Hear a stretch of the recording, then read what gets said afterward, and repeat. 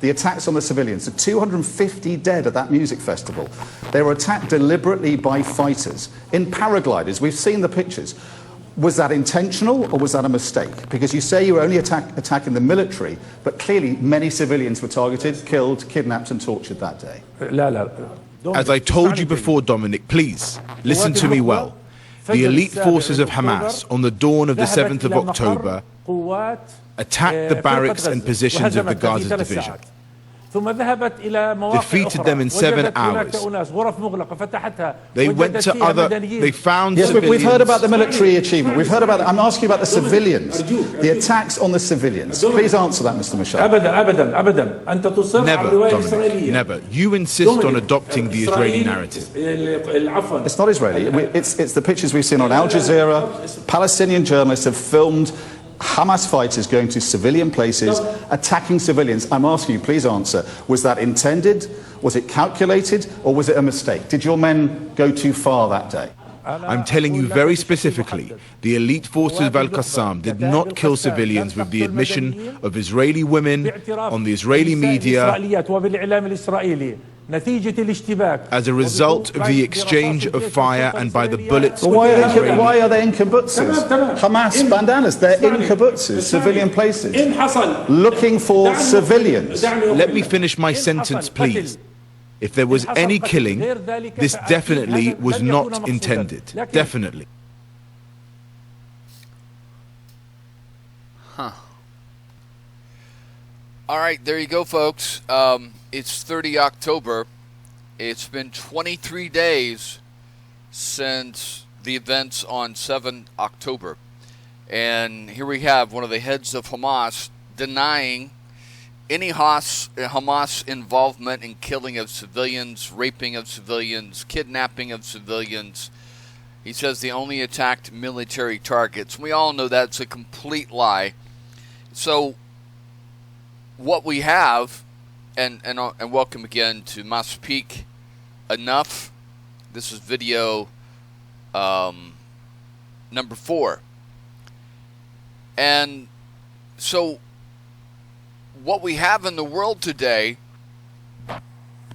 is a problem with reality and the truth. And we have it in the Arabic world, the Muslim world, the Christian world, the MAGA Trump world, especially the right-wing world. We also have it in the left-wing world, even in Judaism and the Israeli world. We're in denial about what happened. The Prime Minister is not accepting responsibility for falling asleep on the job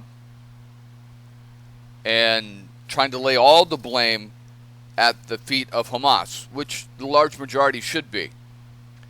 But here we have another person. See, he's trying to control the narrative, trying to change the narrative from what is reality. And the reality is that Hamas planned for over a year what they were going to do.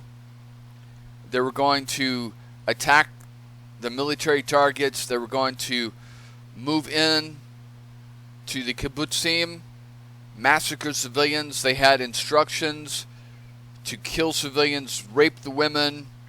They even had a manual on it. They were offered $10,000 for kidnapping women.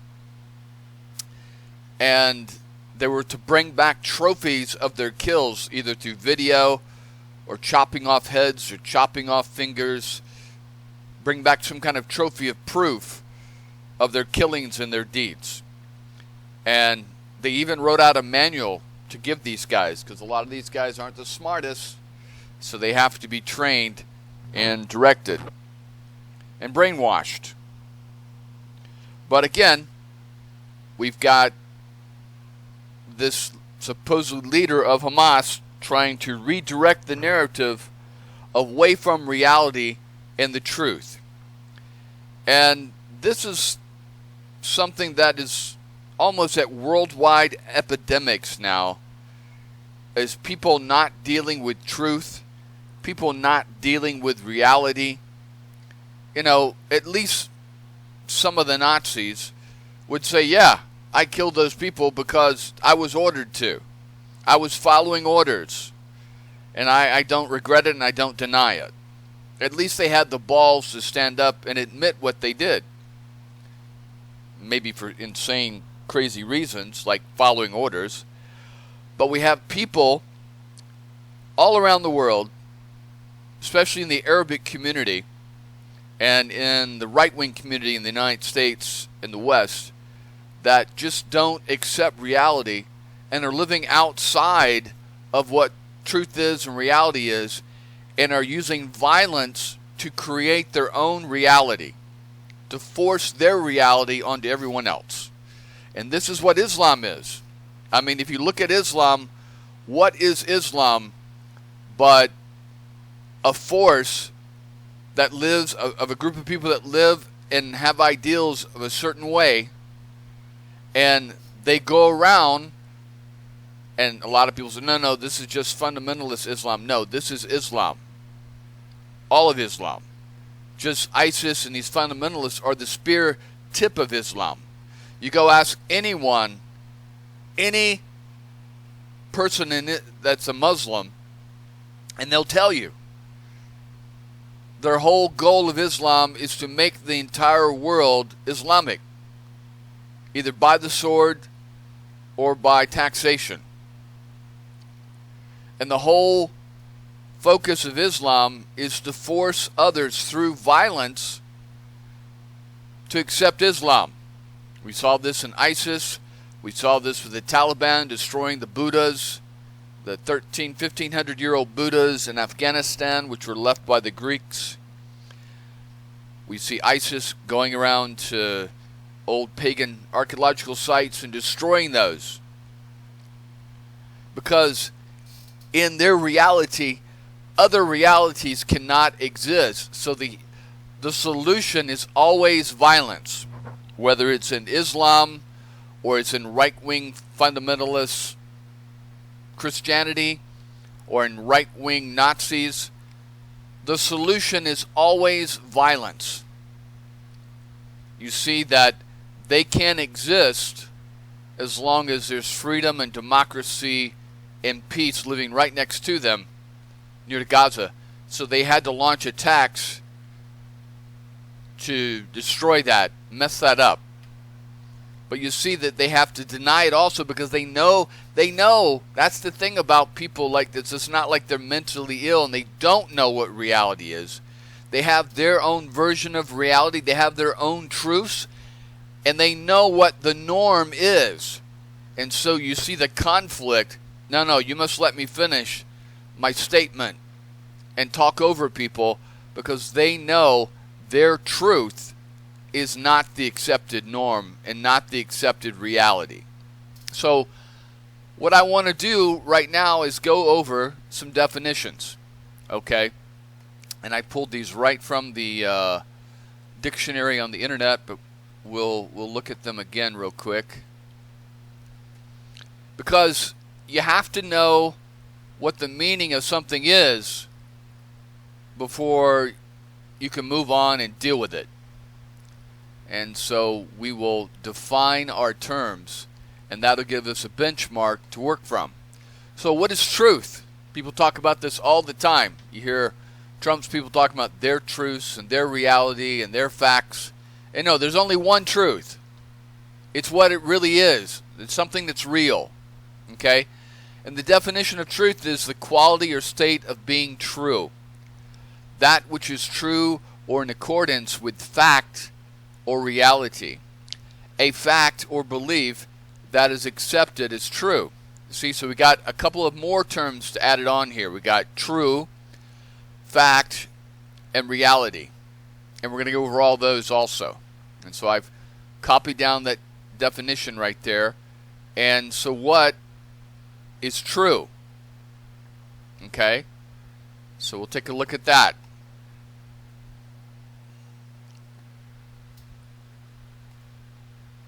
Because, again, we've got a massive mental health crisis in the United States and around the world where people don't know what truth is and don't know what reality is. They have no benchmark, so it's just whatever they believe. You hear them say it all the time. I believe this. I think that. Belief and think have nothing to do with truth and reality. Okay?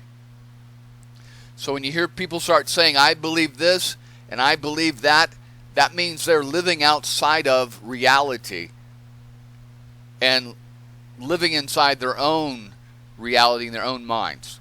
So what's true? In accordance with fact and reality. There's those two terms again. A true story. Accurate or exact. All right. So we'll look up those terms. So what's real? What's the definition of real? And I know this may seem mundane and it may seem elementary, but we've sunk to this low level that people, and it has a lot to do with our mental state, but it has a lot to do with our media, it has a lot to do with our little devices we carry around in our hand, which are geared towards, they have these AI, different programs, which are geared towards, if you like puppies and kitten videos, the AI on Google and the AI on Facebook and Instagram is going to send you more puppies and kitten videos. It's going to market to what you like. And if you like more hate and more violence, they're going to give you more of that. And it's like a perpetual snowball. It makes things worse. So if you believe a certain way, it's going to push those types of beliefs in videos and reinforce your delusion till you're down an alley, down a rabbit hole, I guess they could say, that you can't get back from. Well, it must be true because I got a video on this and someone sent me some, and I keep seeing this and I keep saying that. And you see, and you hear these damn Trumpsters all the time, MAGA people, saying, well, it had to be a stolen election because everybody that I know voted for Trump. Because that's their world. They're living in the white suburb Republican areas, and they don't see other people or hear other people's opinion because they've either blocked them or they don't include them in their lives or they live in another part of town. So everything is magnified and snowballed to their disbelief and their unreality. So what's real? Real is actually existing as a thing or occurring in fact, not imagined or supposed. Okay? So it's genuine. It's not artificial or imitation. And so what we have is a society, especially in America and social media, where they push things that are imagined and supposed and aren't always factual. So you have people that, believe that Hillary Clinton eats babies' faces and that Biden molests children and all this bullshit that have no substance or fact in them. And then they're surrounded by people that believe the same mental illness, I guess you could say. And it's like an echo chamber of unreality and mental illness. And it's not just in America, it's in the Arabic world also. It's in the Russian world, the Chinese world. We're all going down a mental health crisis rabbit hole of unreality. So we'll keep going. So what is reality? And I know that sounds like a really stupid question to ask because most third graders could tell you what's real and what's reality and what's truth, right? But by the time we get to be adults,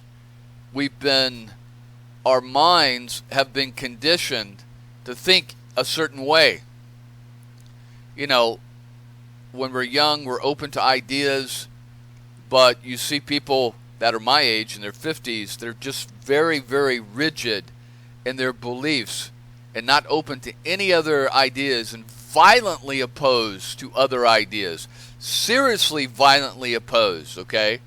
And so that's why you have a lot of these shootings going on. You have people that are living outside reality. They're mentally ill now, and now they're trying to force their reality on everyone else with guns and violence.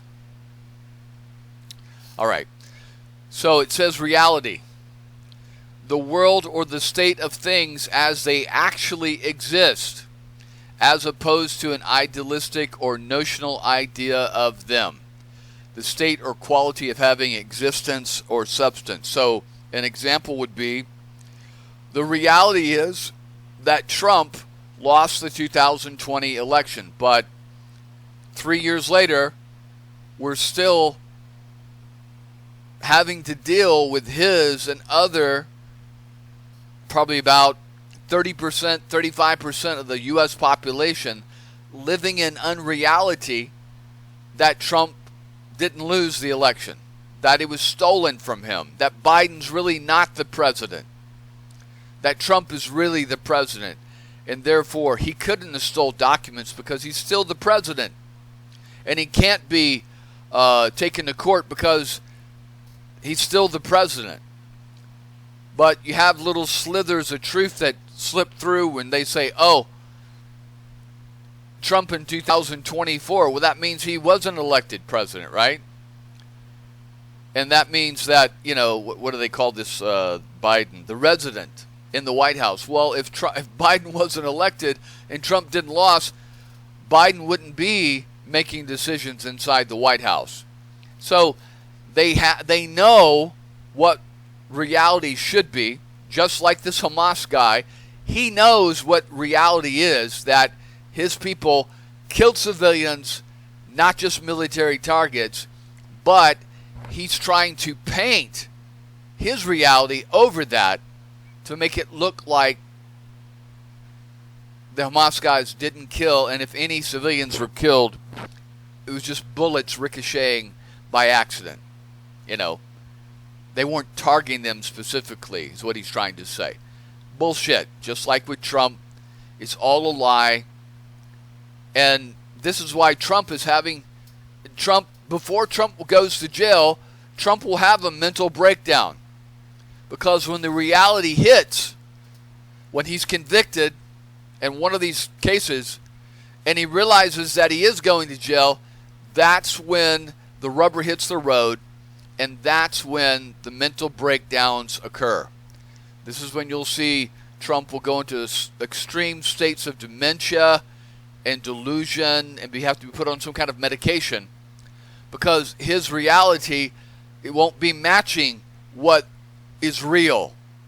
His world will be in conflict, and if you can't destroy that with your power and violence, it'll destroy your mind. And this is what will happen to Trump. Mark my words, within the next 4 years, Trump will be mentally ill and have dementia and will probably die, because his mind will not be able to deal with the reality that he lost the election and that he's going to jail. So that's reality, folks. 1 + 1 is 2. 2 + 2 is 4. If you jump off a fucking building at 10 stories, you're probably going to die. That's reality. In some people's world, 1 + 1 is 3. 2 + 2 is 5. If you jump off a 20-story building, you're going to fly like fucking Superman. That's fantasy. But in our world today, because of social media, and we're living in these groups or tribes of people that believe the same reality, we're not facing reality the way it really is, the way things really are. We're not seeing things the way they really are and hearing things the way they really are. I mean, everybody knows this. You go around, you got a Republican friend or a Republican uncle, and you try to tell them that Trump lost the election, they're going to get very angry and say you have been manipulated and you have been brainwashed by the media instead of them. They'll project their mental illness on you and probably even get violent, or at least start excluding you. They'll block you on Facebook. If they find out you're going to be at a party or a family reunion they're at, they're not going to show up. I'm not showing up. I'm not going to be there if that guy's going to be there. We all know this. We've all dealt with this the last 5-10 years, okay? And this is called reality blocking. This is where people, they know what's real, but they have their own beliefs or idealistic notions that they want to hold true, and the only way to hold that true is to block other people that have differing points of view, or bring them back to reality, or violently attack those people. And this is what you see with Hamas. This is what you see in the Arabic world. This is what you see in the right-wing mega world. You even see this in the left-wing world. But these are people not living in reality. All right, so we'll keep going. So a fact. What is a fact?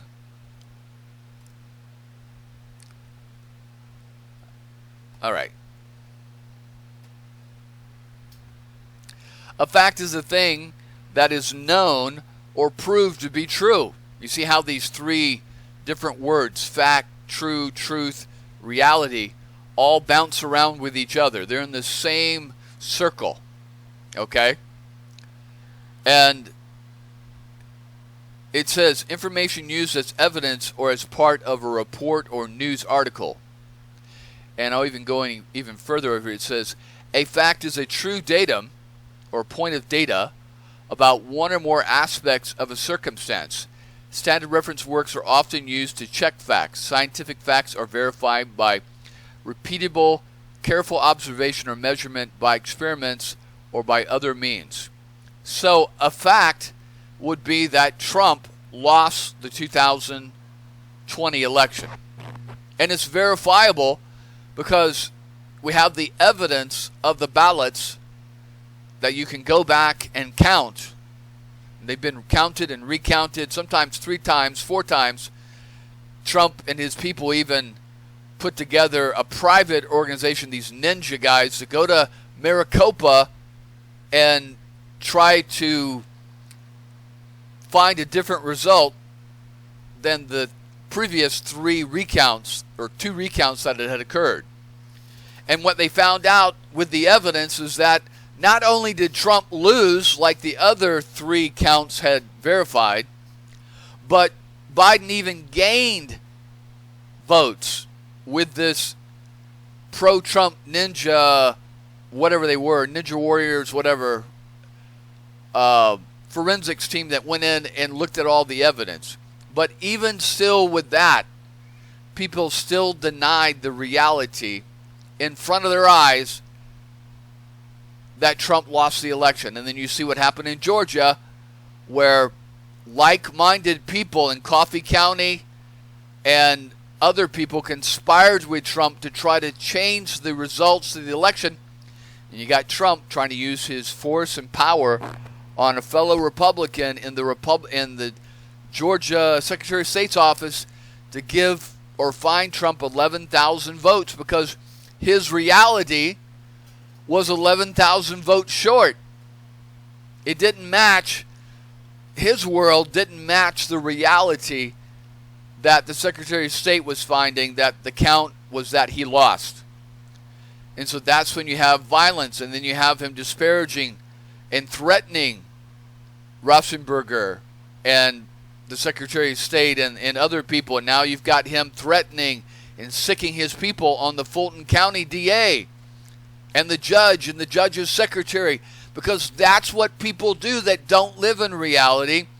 When their reality hits the real world, there's always denial, blockage, and violence. And that's how they try to correct it. Now, people like Trump, they've lived outside of reality for a long time, because when you have money and you have power, you can avoid reality. You can get away with whatever you want to do. You can rape women, you can molest children, you can fub up on your tax records, you can lie to everyone and get away with it because you have the money and the power to shut people up. And this is what Trump's done all his life. Anyone that's ever tried to sue Trump or disagree with Trump, he's gone after them legally, had people rough them up. That's what Trump does because he doesn't accept fact or reality. But again, we're going to see in the next 3 or 4 years when Trump gets convicted in all these cases that he's going to start losing his mind. He's going to get an extreme form of dementia if he doesn't die before then, because people that live in a world like that, they can't live in their world and reality at the same time. It's almost impossible. So they want to live in their world because it gives them comfort. It says that everything they do is right and nothing they say or do is wrong. And so therefore they attack, they sue, they sick their people on others in violence. And just like we saw on January 6th, what we had on January 6th was the reality of Trump using his followers to try to create another reality from the one that he lost the election, and therefore it always ends in violence. That's exactly what happened. He sicked his people on the vote count that was going on in Congress, and they attacked it with violence. This is always the result. Okay, always. All right, so that's a fact. Evidence. What is evidence?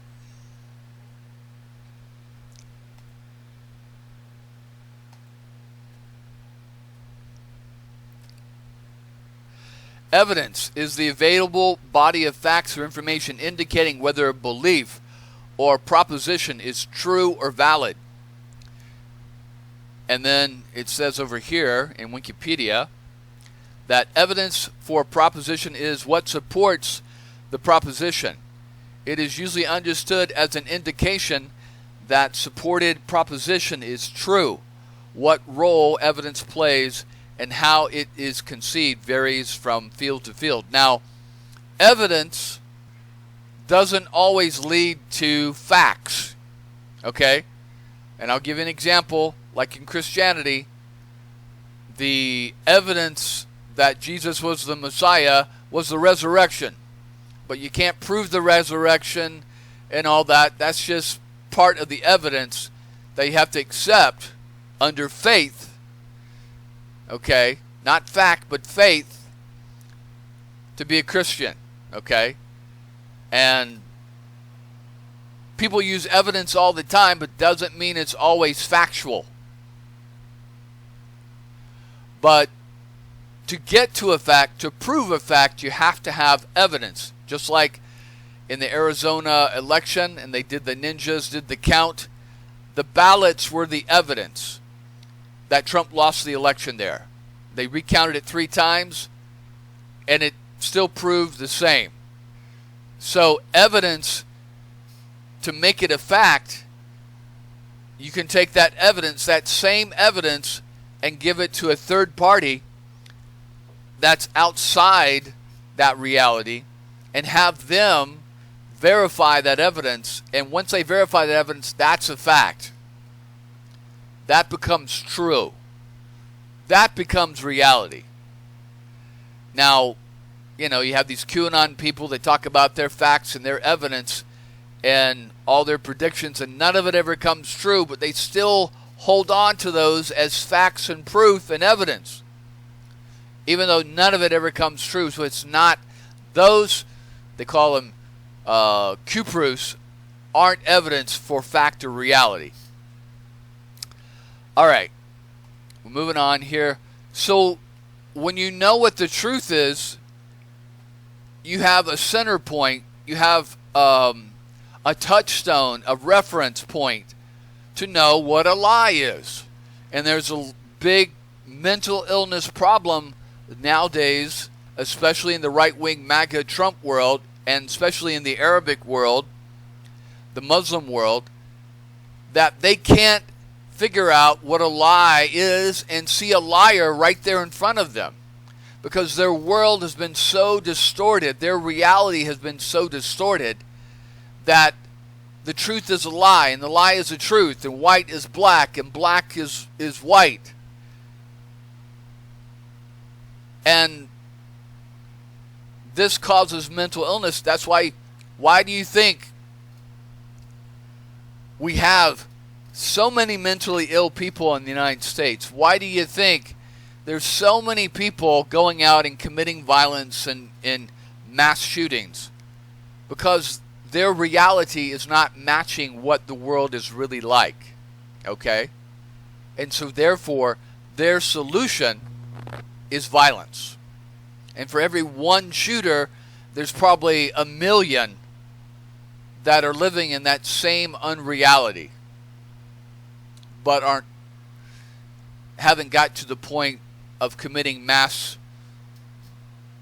murder to try to correct it. Okay? I mean, because if you think about it, what do you have in the Walmart shooting in El Paso? You have a white guy who's trying to reverse the demographic of Hispanics by going into a Walmart and gunning down every brown-skinned person he can find.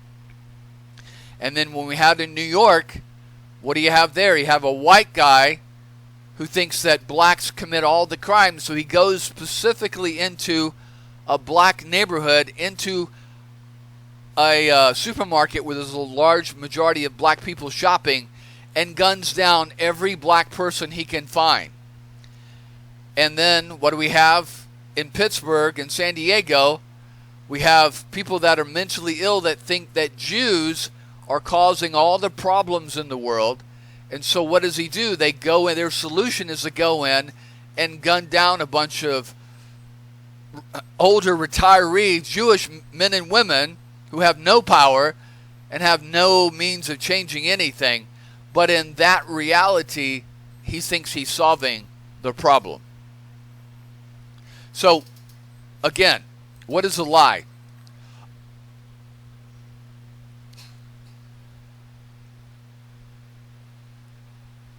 Okay, that's not a very good definition there.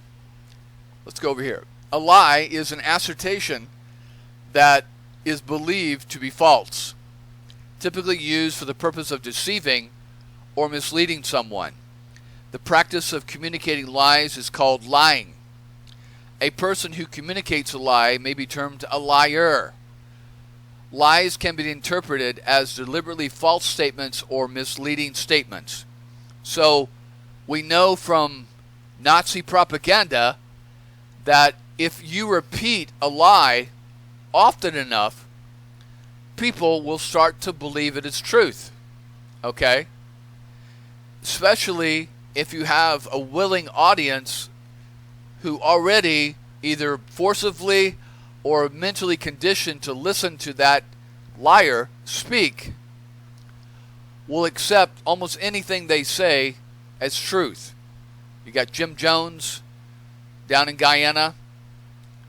You know, why would 900 people drink poison Kool-Aid or let themselves get injected with poison because of the lies of one man? And why did all that occur at that time? Because, again, the reality of Jim Jones, he moved.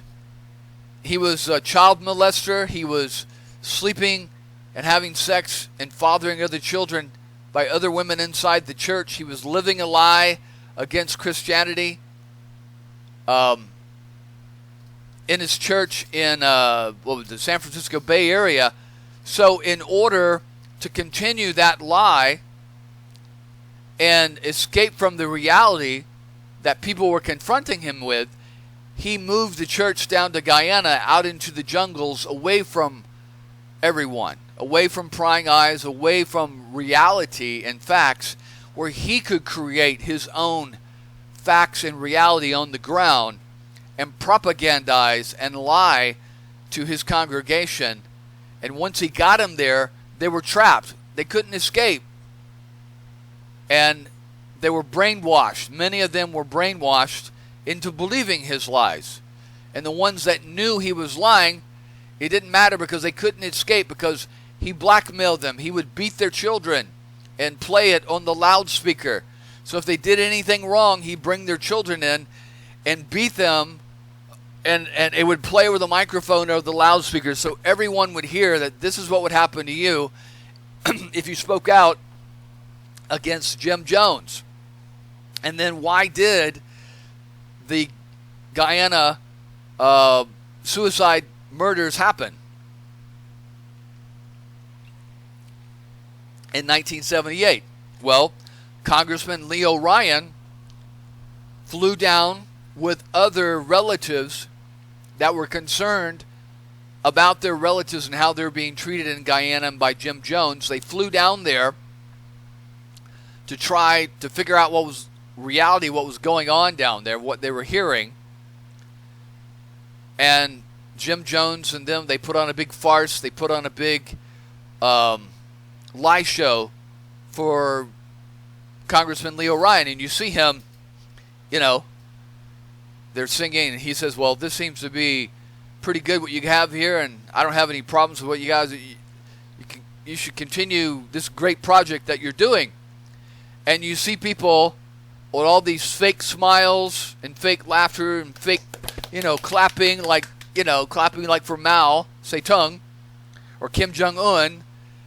And you see Leo Ryan with his fake smile going, wow, I got to get the fuck out of here because these people are out of their fucking minds. He realized then they are all propagandized, or probably all scared to death. And so you see the next morning when Leo Ryan tries to leave, one of the people tries to stab him because his reality wasn't matching and was causing cracks in the fake reality that Jim Jones had created in Guyana. And so again, it always ends in violence when someone's reality of the world they're living in, this fake cult reality under Jim Jones, where Jim Jones is right and God and a prophet of God and all this kind of BS, and then the reality is that Jim Jones is fathering children with 12-year-old girls and marrying 12-year-old girls as one of his brides, and stealing money, all the money that came in from Social Security and pensions to all the members of the 900 that were in Jonestown, all went into Jim Jones' Guyana bank account. Millions of dollars. And people were lucky if they got, a loaf of bread. That was the reality. And they were propagandized and beaten and worked 12, 16 hours a day. And at night they had floodlights, and they would be out in the fields working in the 90-degree temperatures at night, planting corn. I mean, it's insane. But the next morning, the reality hit because Jim Jones realized, that Congressman Leo Ryan said, look, we want to take back people that want to go back home. And Jim Jones says, fine, get out of here. We don't need you. Just go. And then out of the 900, probably about 50 took off. The others didn't go because Jim Jones said, you can leave, but your children are staying with me. And other women were pregnant by Jim Jones, and 12-year-old girls were pregnant by Jim Jones. So the reality started to hit Jim Jones, and you see on the video and you hear in the recordings till the very end, he was drugged up. He was having to take all kind of medication to escape the reality because he knew his world was ending. Once Leo Ryan got back to that airplane with those 50 people and they all flew back to the United States, his world was over. They would testify.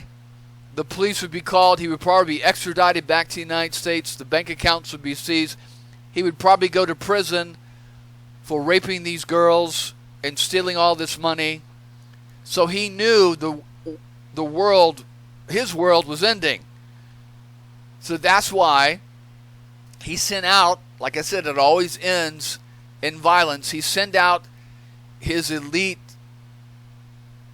men with guns, his special forces, and they gunned down Congressman Leo Ryan and about 20 other people at the airport. There's the video of the guy holding the camera, and the people come running in with the guns and start shooting. And there's that camera where the cameraman is hit and killed, and the camera falls to the side, but it's still videotaping sideways as it shows the gunmen going around with the rifles and putting it to the people who've been shot at their head and blowing them away on the tarmac right there. And then Congressman Leo Ryan is killed. His secretary is injured. The rest of the people run out into the jungle to escape. And they're out in the jungle for probably half a day. And then back in Guyana, there's that god-awful tape of Jim Jones saying, come on, come on. They're going to come get us. They're going to torture your children. The U.S. is sending special forces. They're going to... You want to kill yourself and kill your children because it'll be worse for your children. They'll torture them. They'll brainwash them. And so, you know, they've got people standing in line drinking cups of the purple Kool-Aid, which has the poison, and they've got nurses with syringes that are injecting the children with the poison, and they all lie down. 900 people lie down, and then the others that don't want to commit suicide, they're surrounded by Jim Jones's elite guard that had come back from killing at the airport. And they're pointing their guns at them and tell them, you know, either you take the injection, drink the Kool-Aid, or we're going to shoot you right here. And some were shot. Some tried to escape to the woods and were shot. So that's what happens when the reality of a lie hits the reality of the real world. It always ends in violence. Always. And we had 900 dead Americans, their bloated bodies lying all over the fields in Guyana. They had to send in the military to go in and bring all those Americans back because they had escaped reality. Jim Jones had created this false reality and brought them to Guyana to live a lie.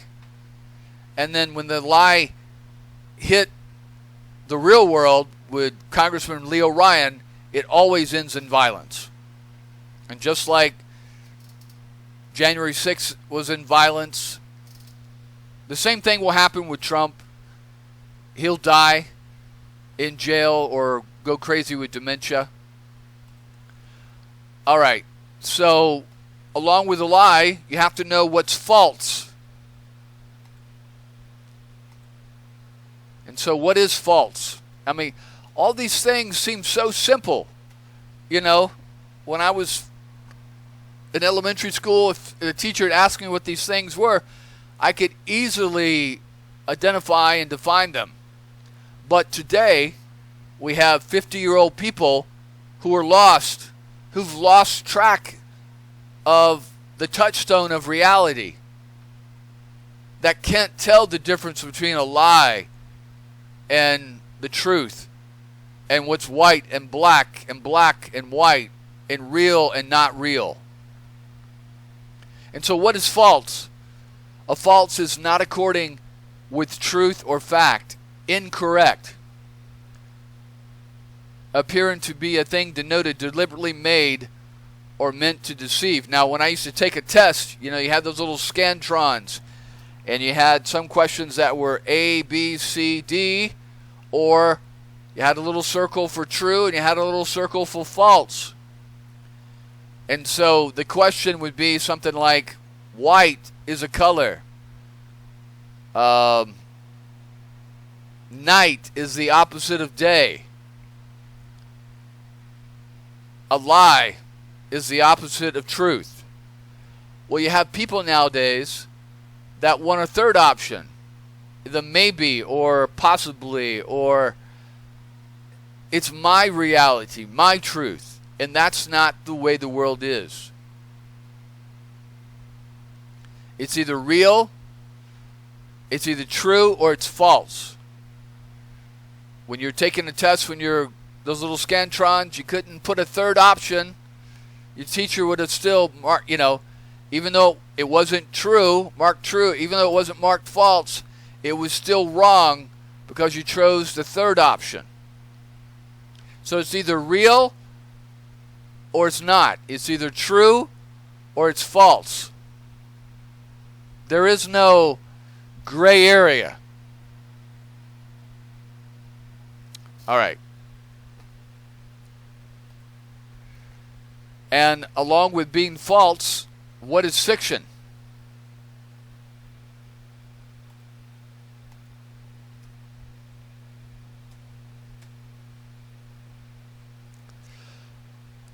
So the fiction is something that is invented or untrue. Okay? Just like you have the fiction section and the nonfiction section of a bookstore or library. The nonfiction is historical documents and historical books on things that really happen, or scientific papers. Fiction is something invented in someone's mind, like Alice in Wonderland. Or, as much as I like Star Wars, and as much as I like Marvel movies, and as much as I like The Walking Dead, it's not real. It's all fiction. It's all made up. No matter how many Comic-Con conventions I may go to, no matter how many Star Wars lightsabers I may buy, or X-Wing fighters I may put together as a child, it's not real. It came out of the mind of George Lucas. What's real is the planets, the sun, the earth, the sky, rain, the ocean, steel. Well, even steel is invented. It's created. Dirt. A lot of people are like, love. Is love real or true? Of course, people say, yes, of course it's true. My mother loved me, and I love my parents, and my dog loves me, and I love my dog, and oh, really? Well, let me put a little ray of sunshine on that, my friend. Your dog doesn't love you, okay? You may love your dog, but that's not reality. Your dog may just be a prisoner in your house and knows that the only way that he can eat or go outside and pee is if he licks your face every time you come home. Because if not, he has no access to food or water, and you're this God that shows up every day at 5:25 p.m. after you magically disappear and come back, and you give him food. That doesn't mean he loves you because he's licking your face. It could just be that he's desperate. So love is not reality. Love is a made-up concept. Although I prefer, and most people prefer, to live in a world where love is reality. Love is the reality we're all living in. There's nothing wrong with that. But in reality, there is no such thing as love. It's a made-up concept. But again, these are part of the fictions we tell each other, like Santa Claus, like the Easter Bunny. Your parents knew that the Easter Bunny and Santa Claus was a lie. So are your parents liars? Can you believe anything they say after you found out that the Easter Bunny and Santa Claus were fiction? Are your parents just complete liars now? No. They did it out of love, I guess you could say. They did it out of cultural norms. It doesn't mean that your parents are congenial liars like Trump, okay? There is no Easter Bunny. There is no Santa Claus. There's no fat elf running around the world Christmas night leaving presents. But it's a good lie, okay?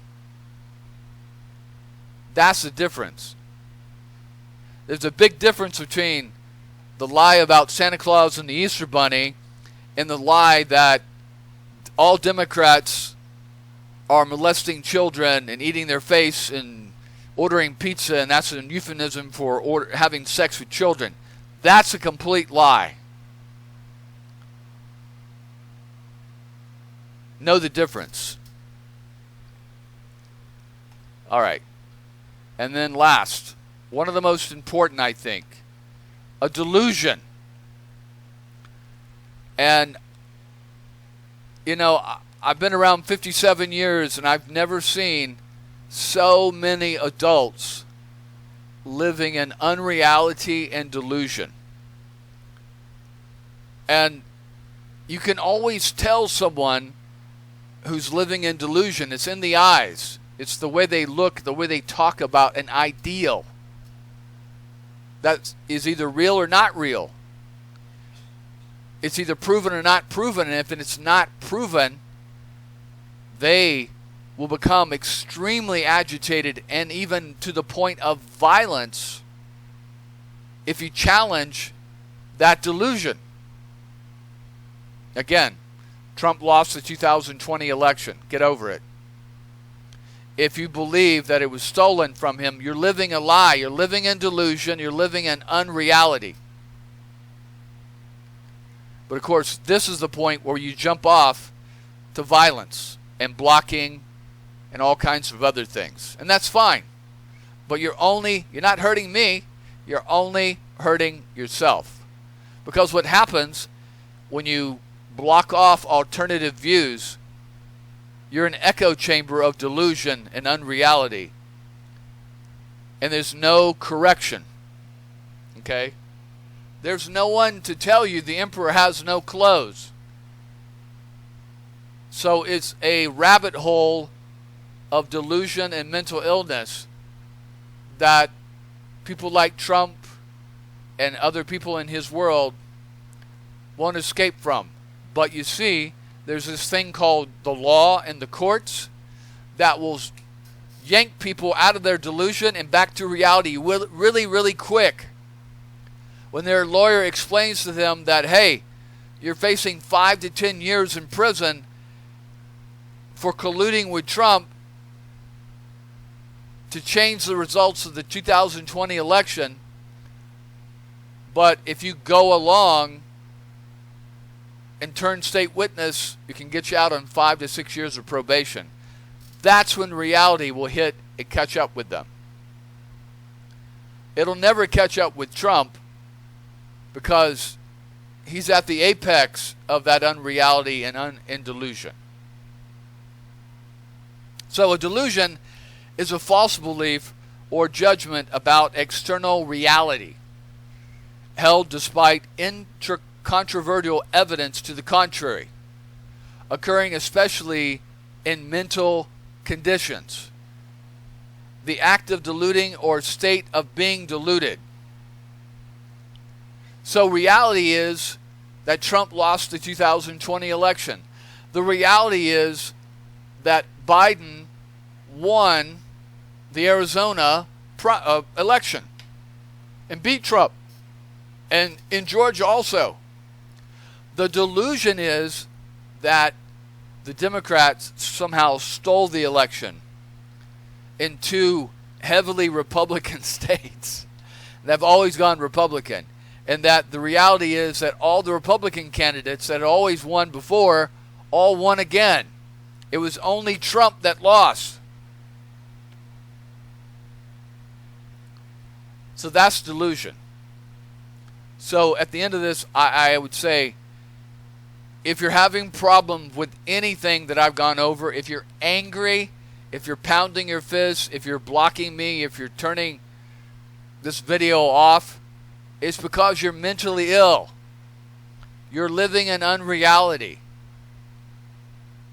If you were not living a delusion and not living in unreality and not living in a lie, none of what I just said would have made you angry. You would be nodding, going, yeah, man, I totally agree. Because on this channel and all my other channels, It's always going to be about truth and facts and evidence and reality. And we're going to challenge lies, liars, delusion, and unreality at every moment, in every angle, at every minute. And shake people back somehow to reality. And then now we're going to go back to what's happening in Israel. So, I've written this statement. I'm going to read this statement every damn video until finally someone hears me. We must always know the truth. Any reality, and this has to do with the MAGA world, with Trump, the United States, with Hamas, with Gaza, with Israel, the entire world. Any reality not built on truth is a lie.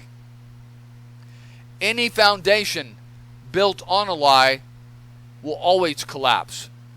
You know, Jesus said it himself, if you build a foundation on, or a house on a foundation of sand, it's going to collapse. The truth, no matter how painful, no matter how embarrassing, will always set us free. Okay? Always. We can't move forward until we deal with reality and the truth. So with this video, I'm going to say it again. So it is day 23, and Hamas is still walking around and breathing. I tell you this day that Hamas must be destroyed or Israel will be destroyed. The light cannot live and coexist with the darkness. Matter of fact, let me make that darkness capital letter. Invade Gaza, Bibi. What are you waiting for? The Messiah, nor Superman, is coming to save us. We have to take care of our own problems. Invade Gaza. Destroy Hamas. Bibi, or it will destroy you and destroy the nation of Israel. All right. So the last couple of minutes, we're going to go over some more truth and reality.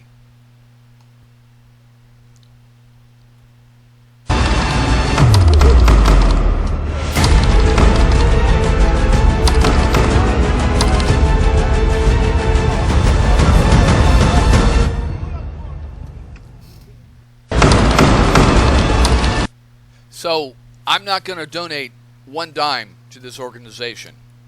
And the reason is, it does nothing. Donating money to some organization about freeing hostages,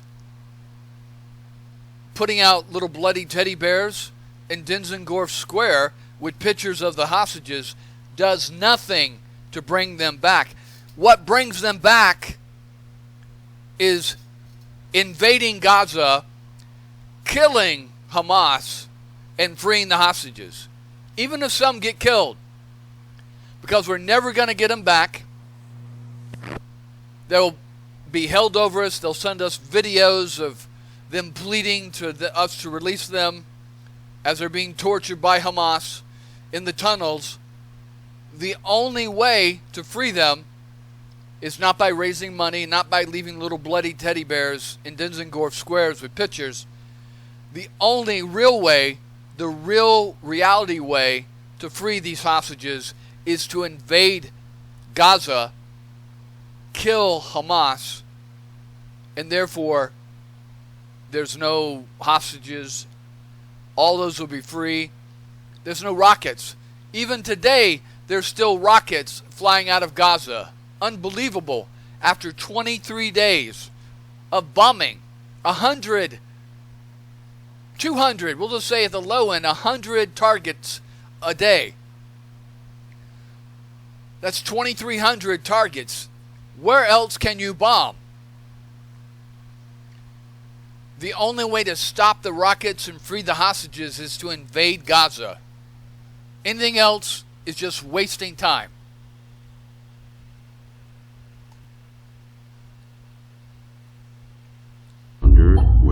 terrorists hide, where rockets are stored, where Hamas headquarters are located, beneath the streets of Gaza lies an underground city, a complex labyrinth of terrorist infrastructure. Over the last several years, Hamas has brought urban warfare underground, and terrorists are hiding around every corner. لدينا اليوم مئات الكيلومترات من الأنفاق تحت الأرض. لدينا مئات وآلاف الكمائن. This tunnel network is how weapons move freely through Gaza. This tunnel network is where Hamas leaders plan and orchestrate attacks against Israel. This tunnel network is how Hamas forced hospitals, mosques, schools, and millions of civilians to shield their militia of terror. Destroying Hamas means destroying this tunnel network. Have you ever wondered? So that's a very interesting video put out by the IDF, Israel's military, right there. Okay?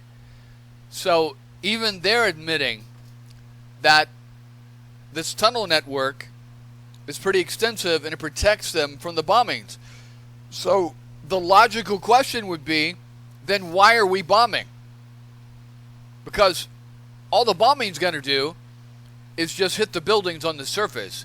If they've got this vast network of tunnels, which I believe they do, the only way to get at the tunnels is either one of two ways, and the first way is very limited. We have ground penetrating bombs that will go punch their way through the sand and then blow up certain sections of the tunnel network. But the only real way to destroy the tunnel network is to send our guys down into the tunnels and fight tunnel to tunnel and destroy them, going with flamethrowers and, we had Willie P's, white phosphorus grenades. You throw them down the tunnel and it burns everything in sight.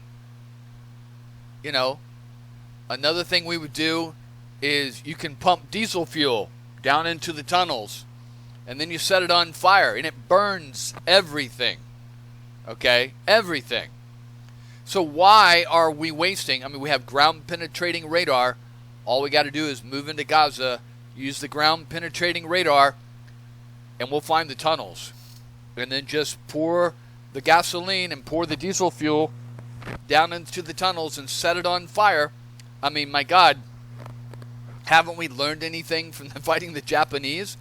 In Iwo Jima, 2 months, 6 months after supposedly we took over Iwo Jima and conquered it, there were Japanese coming out of tunnels that they had hidden in, that we refused to go down in and get. And so they had to either send men down in there, or the best way, you took drums of diesel fuel and poured it down into the tunnels and set it on fire. And as the men came out on fire, they would sit there with the machine guns and take them out as they came out of the tunnels on fire. This is the only way. Okay? We can bomb and bomb and bomb and flatten all the buildings in Gaza, and they're still going to have their goddamn tunnel network. They're probably keeping, matter of fact, one of the hostages I remember that just got released said they were holding them hostage down in some tunnels. So that's where they're keeping the tunnels, and what that tells you is the hostages are a very important asset, and they're going to do whatever it takes to protect them, because that gives them something to trade. So why aren't we invading Gaza and going down into these tunnels? It's the only way to stop them. Bombing on the surface just throws the sand around. That's all it does. It just bounces the rubble. How many times can we bounce the rubble of a destroyed building around? Bibi, learn the lessons of Iwo Jima. learn the lessons of the Vietnam War. We can bomb all day and it's not going to do any good. We have to go down into the tunnels. It's going to be bloody. It's going to be horrible. But it's the only way to do it. Okay? Let's see what else we have here. And for you idiots that are on the U.S. college campuses and in the European cities that are somehow campaigning for Hamas, because when you're protesting to free Palestine, that's what you're doing.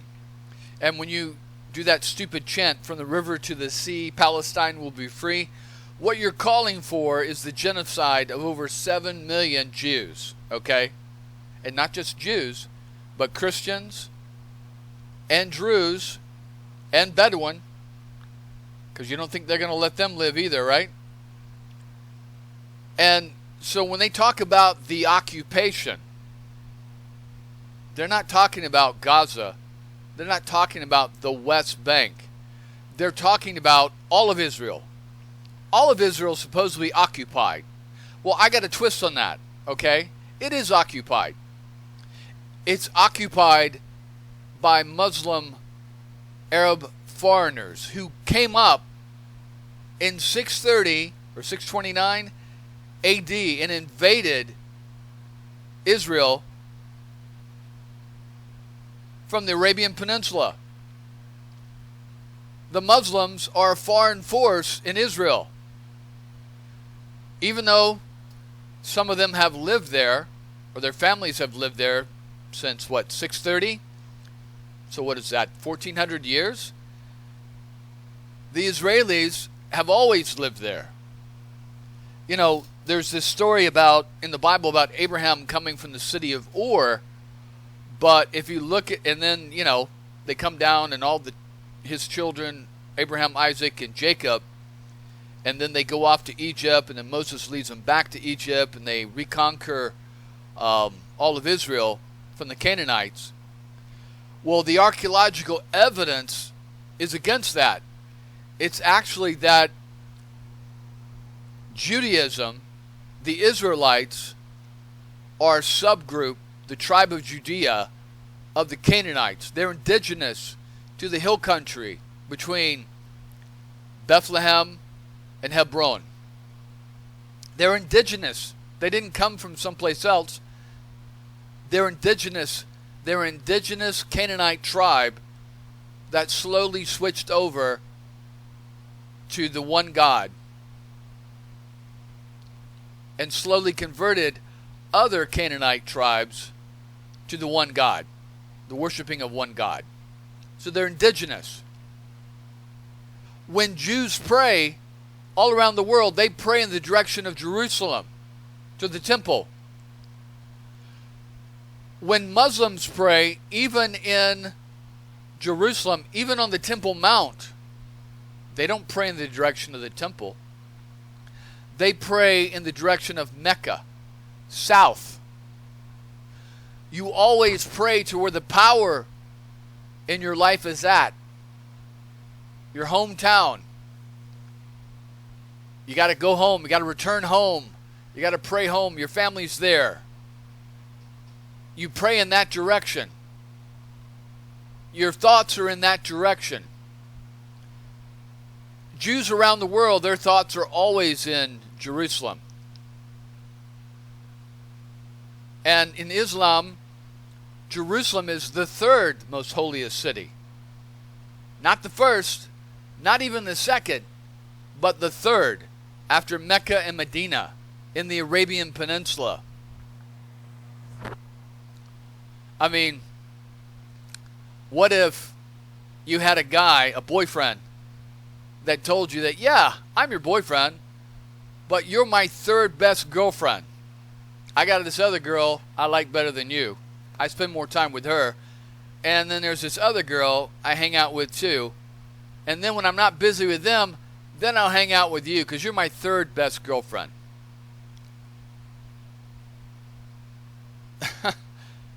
Would you stay with that guy?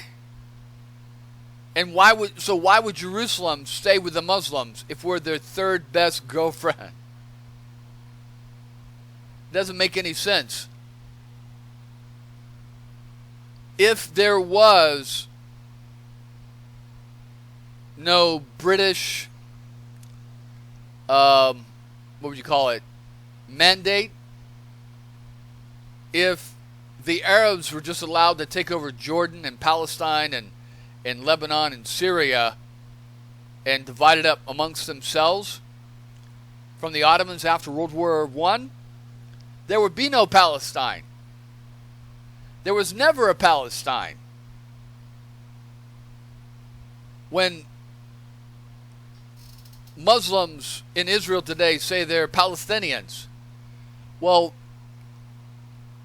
that comes from the Philistines, who are Mycenaean Greeks who came over and tried to invade Egypt and weren't successful, and so they made their way to Gaza and Ashkelon and settled in the 5 cities there because Israel was a buffer state between Egypt and the Assyrian Empire. It was a weaker area. Those were Greek Mycenaeans who adopted the Canaanite religion. So are Arabs in Palestine, are they Greeks? No. Genetically, Arabs are from Saudi Arabia, from the Arabian Peninsula. They have no connection to Israel in that land. They're foreigners. If you own a house and you go off to college or you take a job in another country for a couple of years and then you come back, say you're renting your house out, and there's someone else living in your house, you got squatters, because you've been gone, does that make the house theirs? Just because you've been gone and you came back doesn't make you a settler, doesn't make you an occupier. The squatters, the Arabs, are the occupiers. They came as conquerors with sword in hand and took all of Palestine, all of Israel, all of Jerusalem.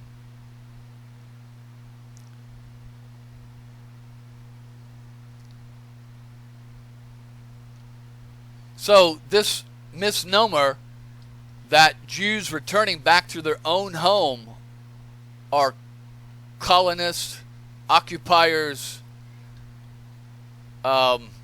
is just ridiculous. Again, if you own your own home and you go away and come back and there's squatters in your house, are you now the occupier? Are you the invader? Bullshit.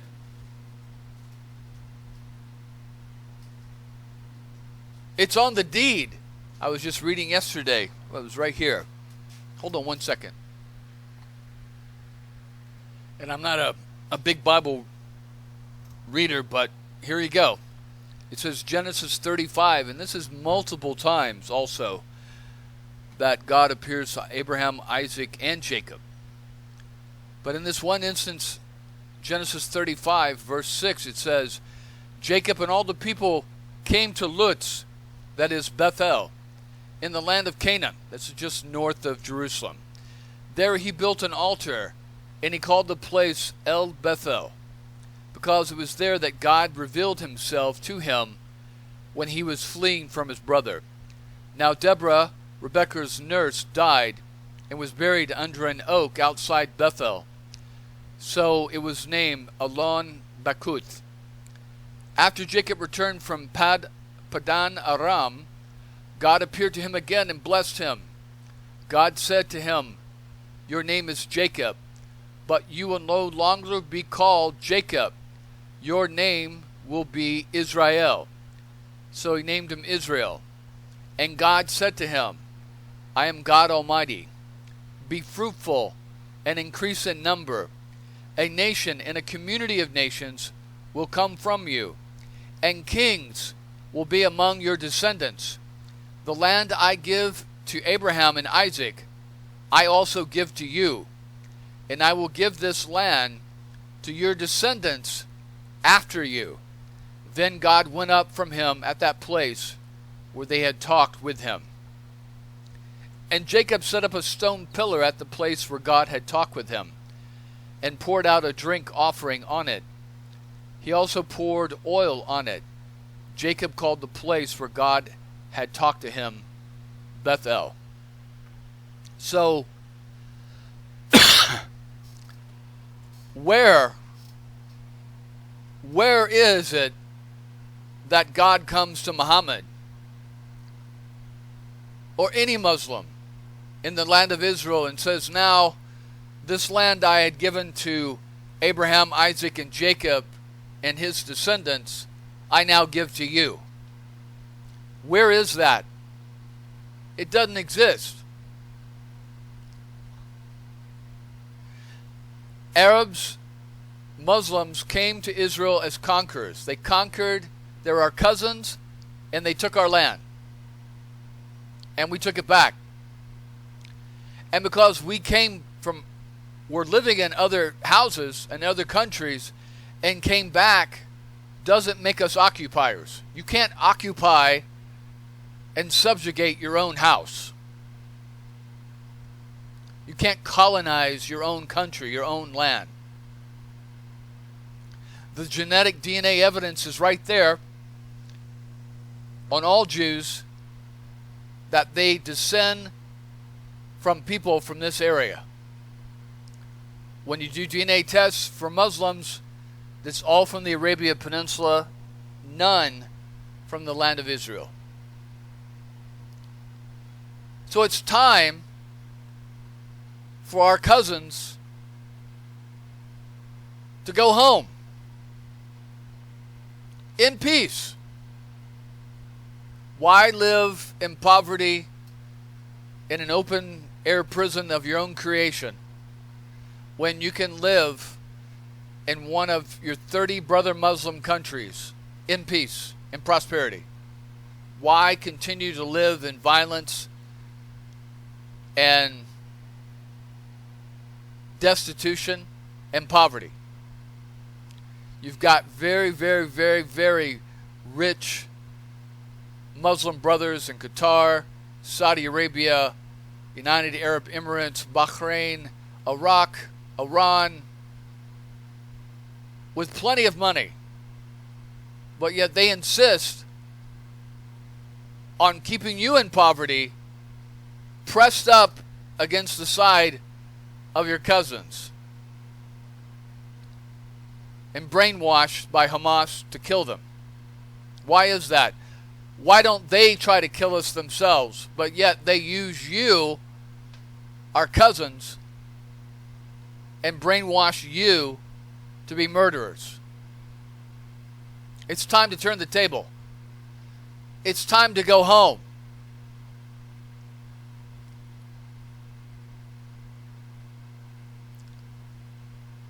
It's time to go home.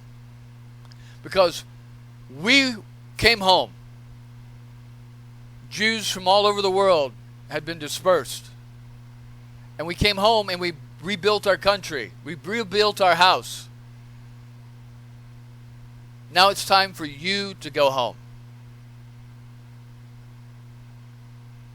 And live in peace.